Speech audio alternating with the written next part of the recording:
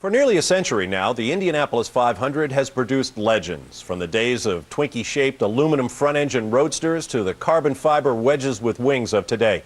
Now, wouldn't it be cool to let a field of those driver legends duke it out in identical cars? Absolutely, and that's exactly what Eddie Gossage and the staff at Texas Motor Speedway did last month. They brought together some of the biggest names in the history of the Brickyard and put them in Thunder Roadsters, race cars that look like the old Watson Roadsters, which are powered by motorcycle engines.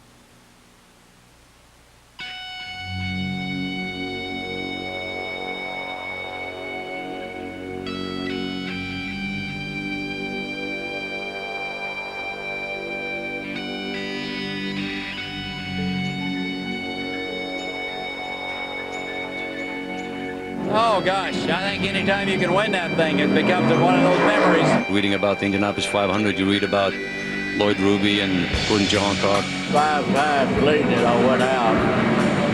And I think the worst one was 69 when I pulled the fuel tank out. The best memory that I have is 1982 when I beat Rick Mears by 1600ths of a second. My rookie year, I was leading the race for 27 laps and could have won. I lost a cylinder, and in my second year, I lost the brakes. You know, I started out at Indy in '63 in a front-engine Offenhauser Roadster, and first 2 years at Indy were in front-engine cars. Well, this is one of those ideas we've been kicking around for a little while, and I talked to a bunch of different people, you know, that've been around IndyCar racing for a long time, and I've been around it for a long time too, and just knew the history, and so started calling different guys, and it really turned out, I think, to be a really solid field.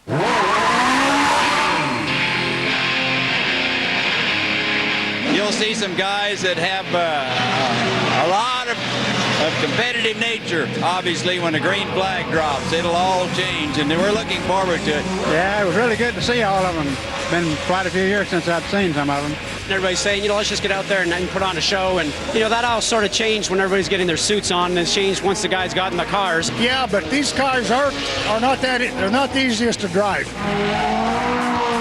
There is a fine line between pushing and loose.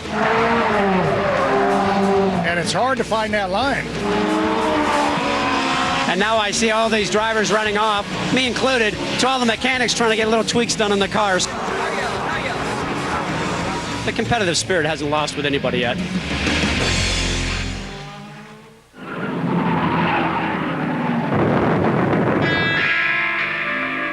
The name is appropriate. These are heroes. You know, these are heroes of the Indy 500, and a lot of these guys came up through a real dangerous period in racing, and fortunately the cars are much safer today, but some of these guys, it's truly a miracle that they're here still with us. You get back and look at all the cars that you used to run back, the midgets back to 40. You just shake your head and wonder how anybody ever survived. My teammate Sweet Savage in '73, you know, when I won the race, was killed, and things like that you like to forget about.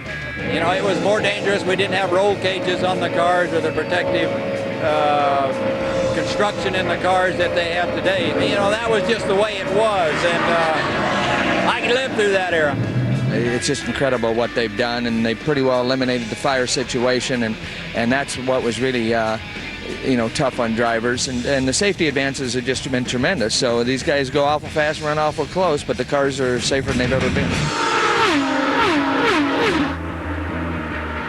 You know, on the day that we're crowning the 2003 IndyCar champion and writing a new name in the record book, it only seems appropriate that those guys that are still around, we need to make sure everybody remembers them, because they gave us the history and the heritage that we can build on. You know, up here you still feel like you can do it as well as you ever did. Hope it doesn't turn into a crash fest. I might be too young for this, but it's fun, so we'll just do it. Well, I guess a lot of these drivers asked me why I didn't want to race with them. I said, well, I beat you in your youth. Why do I want to beat you again? Gentlemen, start your engines.